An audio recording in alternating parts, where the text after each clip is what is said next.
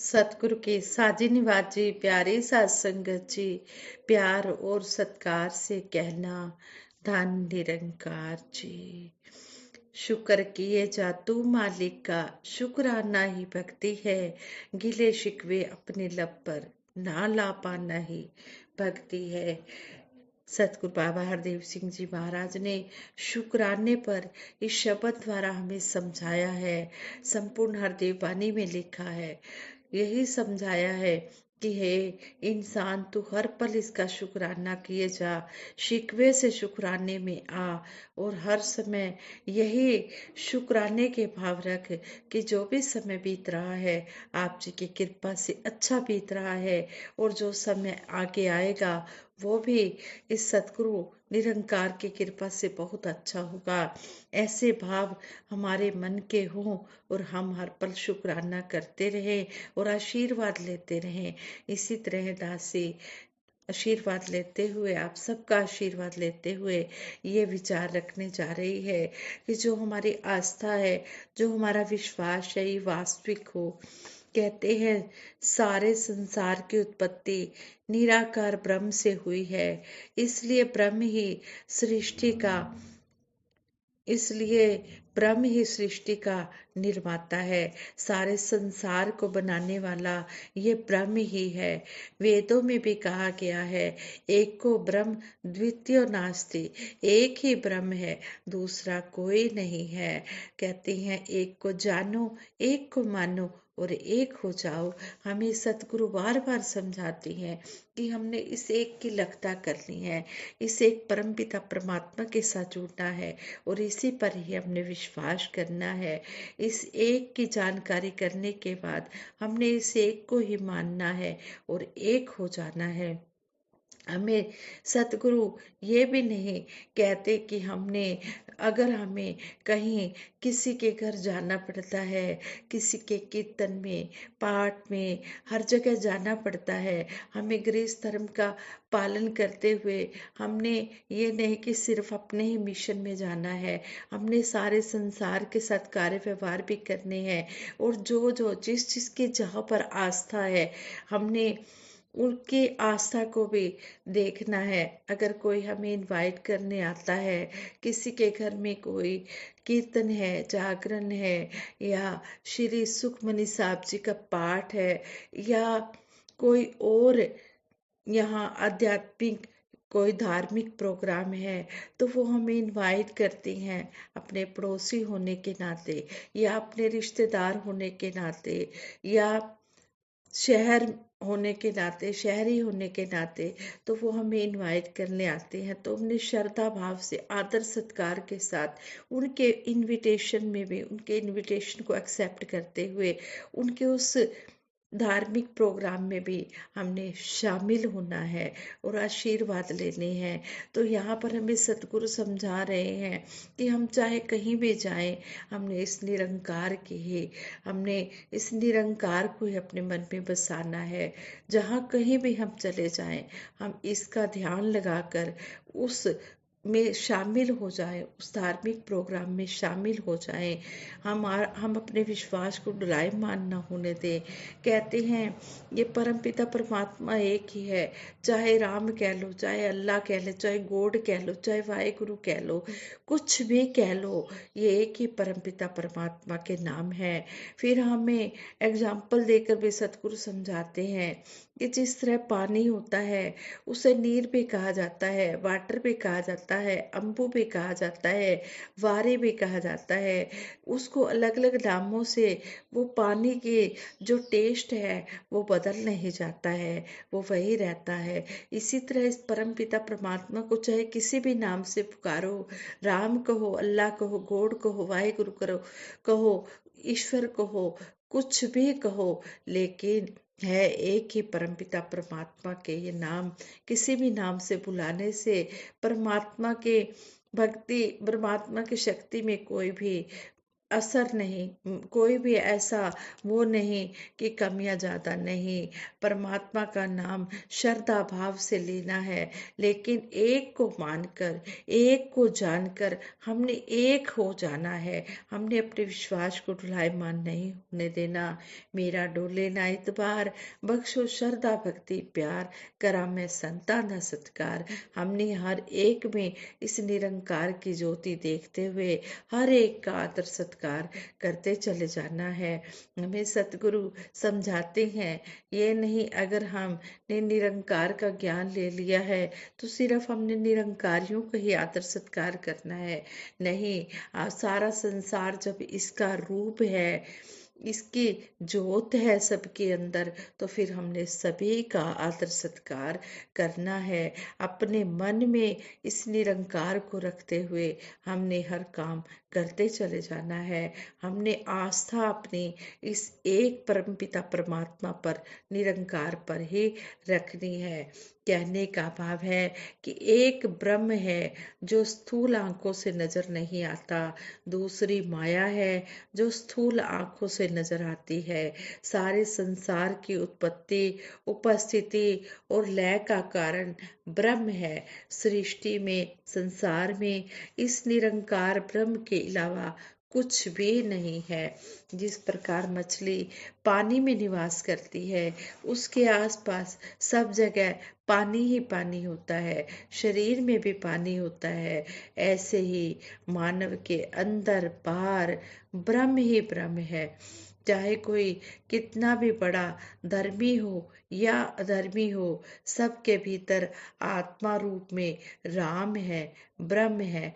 रावण ने भी इस बात को महारानी मंदोदरी के सामने एक्सेप्ट किया था।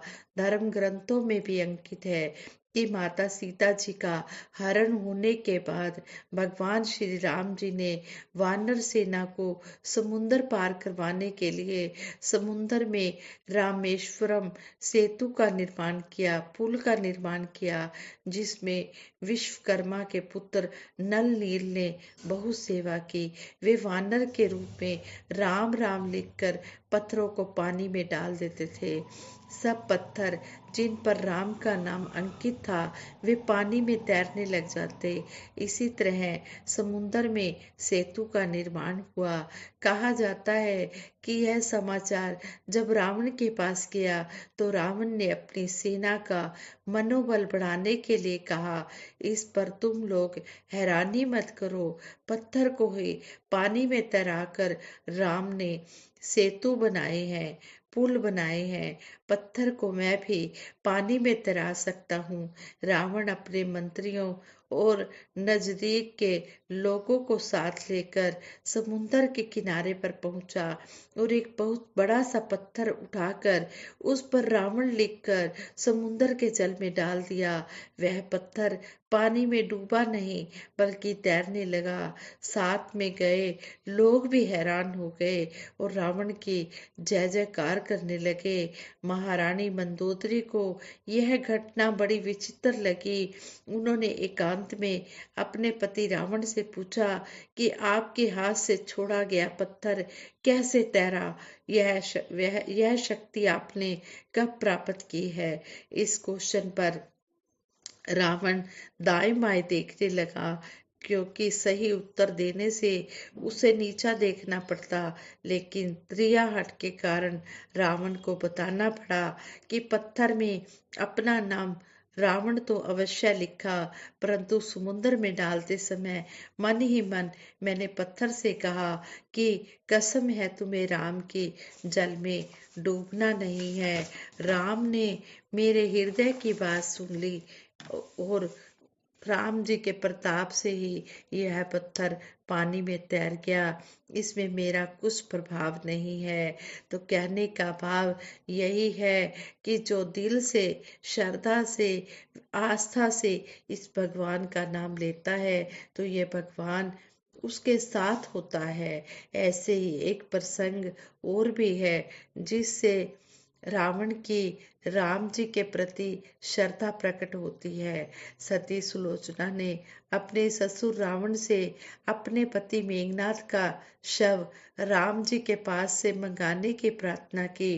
रावण ने कहा, तुम खुद राम जी से अपने पति का शव मांग कर ले आओ।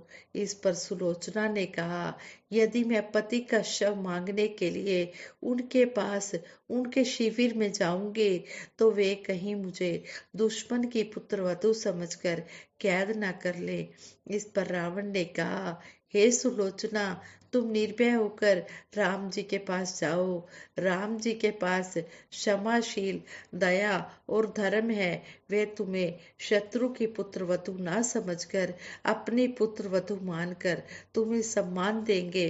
राम जी की तुलना हम लोगों से नहीं की जा सकती। जब अंतिम समय आया, तब भी रावण ने श्री राम जी की शरण ली और मुक्ति पाई। इस प्रसंग से यही स्पष्ट होता है कि रावण अंदर से सच्चाई को स्वीकार करता था, इसलिए दयालु प्रभु की दया का पात्र बना। प्रभु की दया का पात्र बनने के लिए प्रभु के प्रति सच्ची आस्था का होना जरूरी है। आज के घोर कलयुग में सतगुरु माता सुदीक्षा जी महाराज ब्रह्म ज्ञान प्रदान करके हमें रमे राम का दीदार करा रहे हैं।